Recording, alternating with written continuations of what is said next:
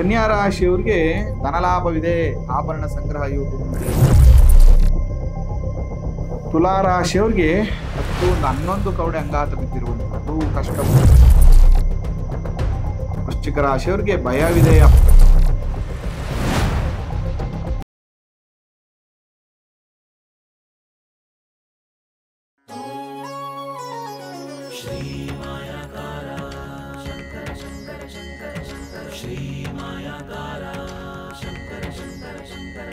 ಶ್ರೀ ಗುರುಭ್ಯೋ ನಮಃ.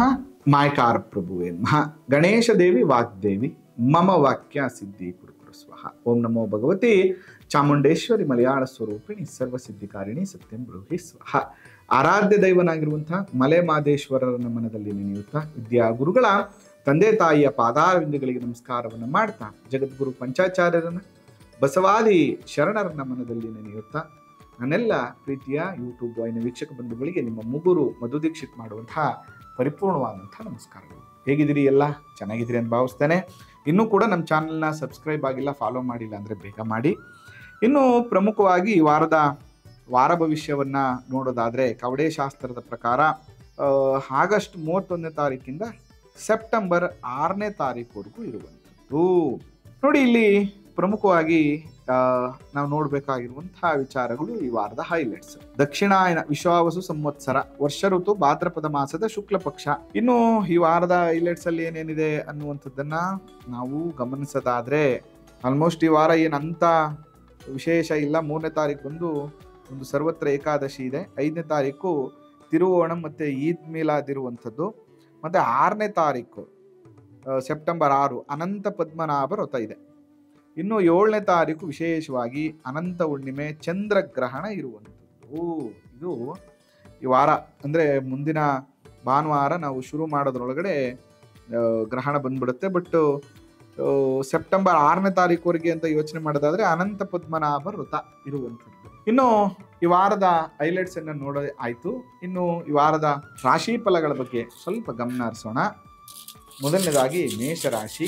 ಓಂ ನಮೋ ಭಗವತಿ ಚಾಮುಂಡೇಶ್ವರಿ ಮಲಯಾಳ ಸ್ವರೂಪಿಣಿ ಸರ್ವಸಿದ್ಧಿಕಾರಿಣಿ ಸತ್ಯಂ ಜ್ಯೋತಿ ಸ್ವಾಹ. ನಮಃ ಶಿವಾಯ ನಮಃ ಶಿವಾಯ ನಮಃ ಶಿವಾಯ. ಮೇಷರಾಶಿಯವ್ರಿಗೆ ಹೇಗಿದೆ ಅಂದರೆ 6 10 14 3 17 ಕವಡೆ ಅಂಗಾತ ಬಿದ್ದಿರುವಂಥದ್ದು. ಮೇಷರಾಶಿಯವರಿಗೆ ಮನಸ್ಸಿನಂತೆ ಕಾರ್ಯಗಳು ಸಿದ್ಧಿಸುವಂತ ಯೋಗ ಇದೆ. ಬಂಧುಗಳ ದರ್ಶನ, ಕೈಗೊಂಡ ಕಾರ್ಯದಲ್ಲಿ ಜಯ, ಅಂದುಕೊಂಡಂತ ವಿಚಾರದಲ್ಲಿ ಲಾಭ ಇದೆ. ಎಲ್ಲ ರೀತಿಯ ಅನುಕೂಲಗಳಂತೂ ಖಂಡಿತವಾಗಿಯೂ ಆಗತ್ತೆ.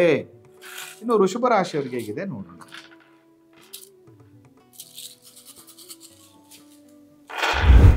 ವೃಷಭ ರಾಶಿಯವರಿಗೆ 2 4 6 8 ಕವಡೆ ಅಂಗಾತ ಬಿದ್ದಿರುವಂಥದ್ದು. 8 ಕವಡೆ ಏನ್ ಹೇಳ್ತಾ ಇದೆ? ವೈರಿಗಳನ್ನ ಜಯಿಸುವಂಥದ್ದು, ಕೈಗೊಂಡ ಕಾರ್ಯದಲ್ಲಿ ಜಯ, ಧನ ಮಾನ ಲಾಭ, ಮನಸ್ಸಿನಂತೆ ಕಾರ್ಯಗಳು ನೆರವೇರುವಂಥ ಯೋಗ. ವೃಷಭ ರಾಶಿಯವರು ಕೂಡ ಚೆನ್ನಾಗಿದೆ ಟೈಮು. ಮಿಥುನ ರಾಶಿಯವ್ರಿಗೆ ಹೇಗಿದೆ ಅಂತ ನೋಡೋಣ. ಮಿಥುನ ರಾಶಿಯವ್ರಿಗೆ 3 6 9 9 3 12 2 14 ಕವಡೆ ಅಂಗಾತ ಬಿದ್ದಿರುವಂಥದ್ದು. ಧನಲಾಭ, ಆಭರಣ ಸಂಗ್ರಹಿಸುವಂಥ ಯೋಗ, ಕಳೆದು ಹೋದಂತಹ ಪ್ರೀತಿ ಸಿಗುವಂಥದ್ದು, ಧನಲಾಭವಿದೆ. ಶಾರೀರಿಕ ಸೌಖ್ಯವು ಕೂಡ ನಿಮಗೆ ತುಂಬಾ ಚೆನ್ನಾಗಿದೆ ಮಿಥುನ ರಾಶಿ. ಇನ್ನು ಕರ್ಕಾಟಕ ರಾಶಿಯವರಿಗೆ ಹೇಗಿದೆ ಅಂತ ನೋಡೋಣ. ಕರ್ಕಾಟಕ ರಾಶಿಯವರಿಗೆ 3 6 6 2 8 ಕವಡೆ ಅಂಗಾತ ಬಿದ್ದಿರುವಂಥದ್ದು. ವೈರಿಗಳನ್ನು ಜಯಿಸುವಂಥದ್ದು, ಕೈಗೊಂಡ ಕಾರ್ಯದಲ್ಲಿ ಜಯ, ಧನ ಮಾನ ಲಾಭ, ಮನಸ್ಸಿನಂತೆ ಕಾರ್ಯಗಳು ನೆರವೇರುತ್ತದೆ. Very good. ಕರ್ಕಾಟಕ ರಾಶಿಯವರು ಕೂಡ ಈ ವಾರ ಬಹಳ ಚೆನ್ನಾಗಿರುವಂಥದ್ದು. ಸಿಂಹ ರಾಶಿಯವ್ರಿಗೆ ಹೇಗಿದೆ ಅಂತ ನೋಡೋಣ. ಸಿಂಹರಾಶಿಯವರಿಗೆ 3 6 6 7 ಕವಡೆ ಅಂಗಾತ ಬಿದ್ದಿರುವಂಥದ್ದು. ಧನಲಾಭವಿದೆ. ಬಂಧುಗಳ ದರ್ಶನದಿಂದ ಅನುಕೂಲವಿದೆ. ಮನೆಯಲ್ಲಿ ಮಂಗಳ ಕಾರ್ಯಗಳು ನೆರವೇರುವಂತಹ ಯೋಗ ಇದೆ. ಕಾರ್ಯದಲ್ಲಿ ಯಶಸ್ಸು ಮತ್ತು ಲಾಭವು ಪ್ರಾಪ್ತಿಯಾಗುತ್ತದೆ.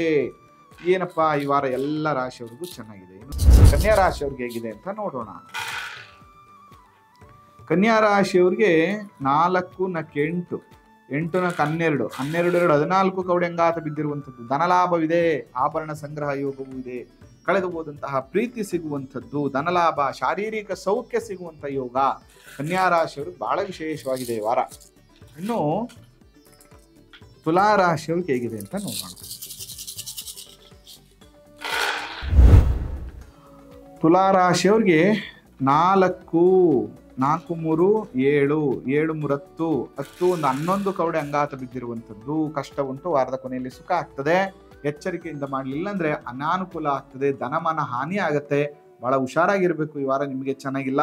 ಅಮ್ಮನವ್ರ ದೇವಸ್ಥಾನಕ್ಕೆ ಹೋಗ್ರಿ, ಕುಂಕುಮಾರ್ಚನೆಯನ್ನ ಮಾಡಿಸಿ ಆ ಕುಂಕುಮವನ್ನ ತೆಗೆದುಕೊಂಡು ಮನೇಲಿ ತಂದಿಟ್ಟು ಡೈಲಿ ಹಾಕ್ಲಿ ಈ ವಾರ ಪೂರ್ತಿ. ವೃಶ್ಚಿಕ ರಾಶಿಯವ್ರಿಗೆ ಹೇಗಿದೆ ಅಂತ ನೋಡೋಣ. ವೃಶ್ಚಿಕ ರಾಶಿಯವ್ರಿಗೆ 4, 8, 8, 12, 12 ಒಂದು 13 ಕವಡೆ ಅಂಗಾತ ಬಿದ್ದಿರುವಂಥದ್ದು. ವೃಶ್ಚಿಕ ರಾಶಿಯವ್ರಿಗೆ ಸರ್ಕಾರದಿಂದ ಸಹಾಯ, ಸರ್ಕಾರದ ಕೆಲಸಗಳಾಗುವಂಥದ್ದು, ಧನಲಾಭ ಇದೆ, ಭೂಮಿ ವ್ಯವಹಾರಗಳಲ್ಲಿ ಅನುಕೂಲ, ಮನೆಯಲ್ಲಿ ಒಂದಷ್ಟು ಕೆಲಸಗಳಾಗುವಂಥದ್ದು, ವ್ಯವಹಾರದಲ್ಲಿ ಲಾಭ, ಮಿತ್ರರಿಂದ ಅನುಕೂಲ ಆಗುವಂಥ ಯೋಗ ವೃಶ್ಚಿಕ ರಾಶಿಯವ್ರಿಗಿದೆ. ಧನುಸ್ ರಾಶಿಯವ್ರಿಗೆ ಹೇಗಿದೆ ಅಂತ ನೋಡೋಣ. ಧನುಸ್ ರಾಶಿಯವ್ರಿಗೆ 2, 4, 6, 6, 3, 9 ಕವಡೆ ಅಂಗಾತ ಬಿದ್ದಿರುವಂಥದ್ದು. ಧನುಸ್ ರಾಶಿಯವ್ರಿಗೆ 9 ಕವಡೆ. ಮನೆಗೆ ಬಂಧುಗಳು ಬರುತ್ತಾರೆ, ರಾಜ ಸನ್ಮಾನ, ಸಮಾಜದಲ್ಲಿ ಸನ್ಮಾನ ದೊರೆಯುವಂಥದ್ದು, ಕಾರ್ಯದಲ್ಲಿ ಸಿದ್ಧಿ ಲಾಭ ಜಯ ಆಗುವಂತಹ ಯೋಗ ಇದೆ. ಧನುಸ್ ರಾಶಿಯವ್ರಿಗೆ ಈ ವಾರ ಚೆನ್ನಾಗಿದೆ. ಮಕರ ರಾಶಿಯವ್ರಿಗೆ ಹೇಗಿದೆ ಅಂತ ನೋಡೋಣ. ಮಕರ ರಾಶಿಯವರಿಗೆ 4, 6 ಕವಡೆ ಅಂಗಾತ ಬಿದ್ದಿರುವಂಥದ್ದು. ಮಕರ ರಾಶಿಯವರಿಗೆ 6 ಕವಡೆ ಏನು ಹೇಳ್ತದೆ? ಧನಹಾನಿ, ಕಾರ್ಯದಲ್ಲಿ ವಿಘ್ನ, ಅಶುಭ ವಾರ್ತೆಯನ್ನು ಕೇಳುವಂಥದ್ದು, ಜನ ವಿರೋಧ, ವಾದ ವಿವಾದಗಳುಂಟು. ಅನೇಕ ವಾದ ವಿವಾದಗಳಾಗ್ತದೆ. ಸ್ವಲ್ಪ ಎಚ್ಚರಿಕೆಯಿಂದ ಇರಬೇಕು ನೀವು, ಇಲ್ಲಾಂದ್ರೆ ಅನಾನುಕೂಲಗಳಾಗ್ತದೆ. ಮಾಡಬೇಕಾಗಿರುವಂಥದ್ದು ಆಂಜನೇಯ ಸ್ವಾಮಿ ದರ್ಶನವನ್ನ ಮಾಡಿ. ಕುಂಭರಾಶಿಯವರಿಗೆ ಹೇಗಿದೆ ಅಂತ ನೋಡೋಣ. ಕುಂಭರಾಶಿಯವರಿಗೆ 5, 10, 11 ಕವಡೆ ಅಂಗಾತ ಬಿದ್ದಿರುವಂಥದ್ದು. ಕಷ್ಟ ಉಂಟು, ಕೊನೆಯಲ್ಲಿ ಸುಖ ಉಂಟು.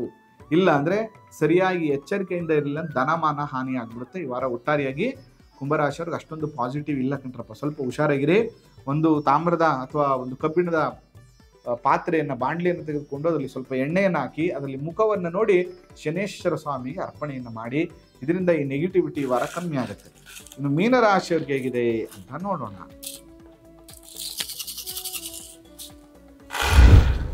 ಮೀನರಾಶಿಯವರಿಗೆ 3, 3, 6, 9 ಕವಡೆ ಅಂಗಾತ ಬಿದ್ದಿರುವಂಥದ್ದು. 3, 3, 9 ಕವಡೆ ಅಂಗಾತ ಬಿದ್ದಿರುವಂಥದ್ದು. ಮನೆಗೆ ಬಂಧುಗಳು ಬರುತ್ತಾರೆ, ರಾಜ ಸನ್ಮಾನ, ಸಮಾಜದಲ್ಲಿ ಗೌರವ ದೊರೆಯುವಂಥದ್ದು, ಕಾರ್ಯದಲ್ಲಿ ಸಿದ್ಧಿ ಲಾಭ ಜಯ ಉಂಟಾಗುವಂತಹ ಯೋಗ ಇದೆ. ಅನಾನುಕೂಲವೆಲ್ಲವೂ ಕೂಡ ನಿವಾರಣೆ ಆಗುವಂತಹ ಯೋಗ ಇದೆ.